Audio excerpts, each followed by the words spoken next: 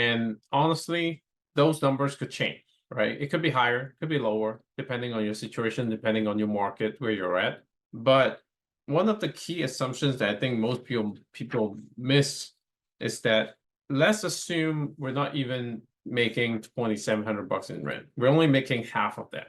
According to the Millionaire Real Estate Investor model, if you have 30 years, if you're willing to wait 30 years on a 30-year mortgage, you only need to buy 1.2 house. I know that sounds weird, but basically just a little over 1 or 2 houses a year for the next 30 years for you to make a total annual pre-tax income of $1 million. So most of us are probably, I think generally speaking in our group, are generally younger. We're below 40. So meaning by the time, again, like, you don't have to wait the whole 30 years, right? Do you have to have $1 million in pre-tax income? You probably don't, especially after you retire and your kids all go to college and stuff like that. You don't really need it.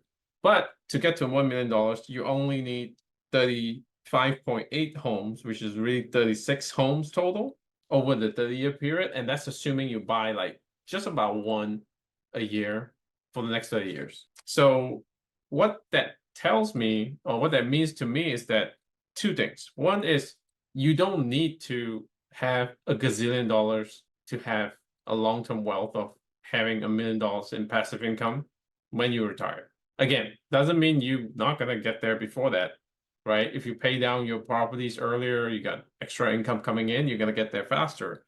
Plus, you might only need 100,000 in annual income, which would then cut down to, heck, you only need 4 properties for your entire life, right? For the next 4 years, buy 4 properties, and then you're going to get probably somewhere around $100,000 in annual pre-tax income, right? When you retire.